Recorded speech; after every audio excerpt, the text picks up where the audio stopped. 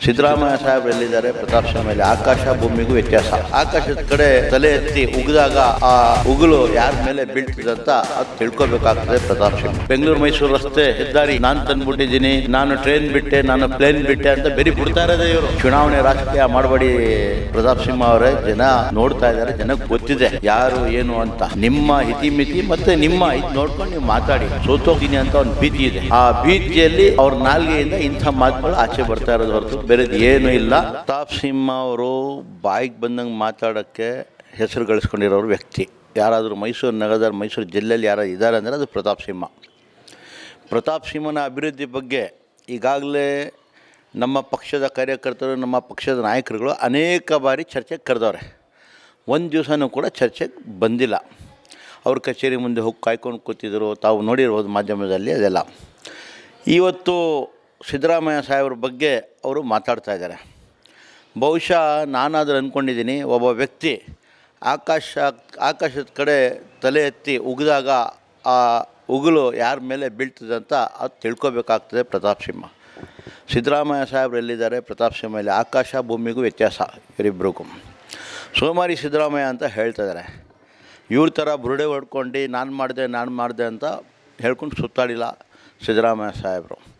ಇವತ್ತು ಸಿದ್ದರಾಮಯ್ಯ ಅವರಿಗೆ ಅನ್ನದಾತರು ಅಂತಾರೆ.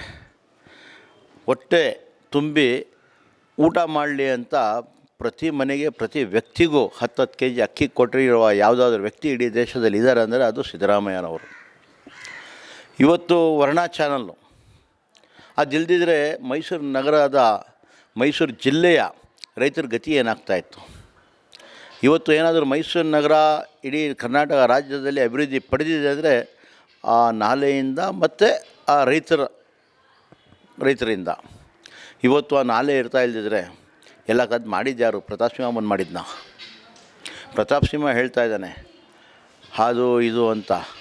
ಇವತ್ತು ಮೈಸೂರು ನಗರದಲ್ಲಿ ಕಾಲೇಜ್ಗಳಾಗಿರ್ಬೋದು, ಮಹಾರಾಣೀಸ್ ಕಾಲೇಜು 5,000 10,000 ವಿದ್ಯಾರ್ಥಿಗಳು ಓದೋಂಥ ಕಾಲೇಜು ಕಟ್ಟಿರೋದು ಯಾರು?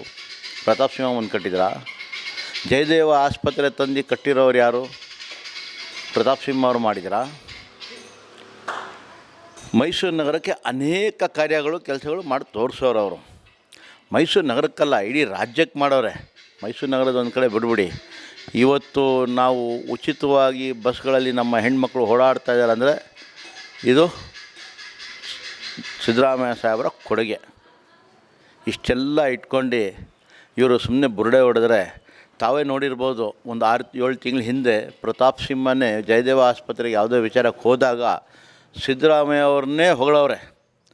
ಸಿದ್ದರಾಮಯ್ಯ ಏನು ಮಾಡೋರು ಅಂತ ಇವ್ರ ಬಾಯಿಂದನೇ ಬಂದಿದೆ, ಇವರೇ ಹೇಳೋರೆ. ಬೇಕಾದರೆ ನಾನು ಪತ್ರಿಕೆ ಮಾಧ್ಯಮದ ಆ ಕಾಲದ್ದು ಆ ಡೇಟಿನ ತೆಗೆದು ತೋರಿಸ್ತೀನಿ ನಾನು.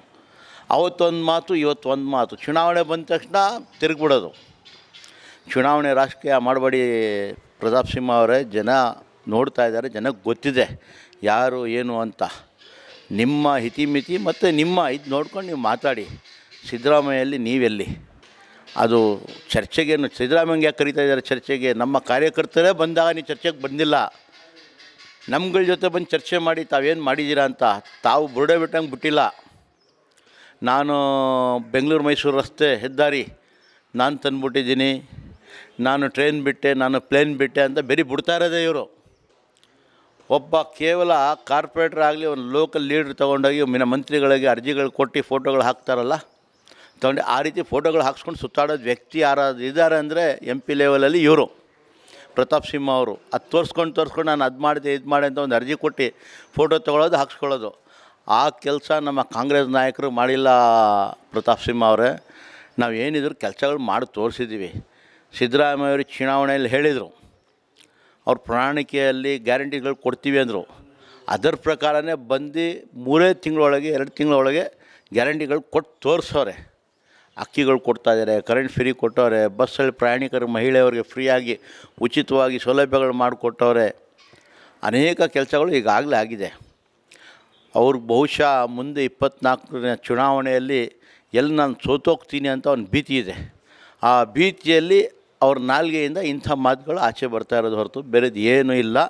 ಹೆದರ್ಕೋಬೇಡಿ ಪ್ರತಾಪ್ ಸಿಂಹ ಅವರು. 24ರಲ್ಲಿ ನಿಮ್ಮ ಜಾಗದಲ್ಲಿ ಬೇರೆ ಕಾಂಗ್ರೆಸ್ ಅಭ್ಯರ್ಥಿ ಗೆದ್ದು ಬರ್ತಾರೆ.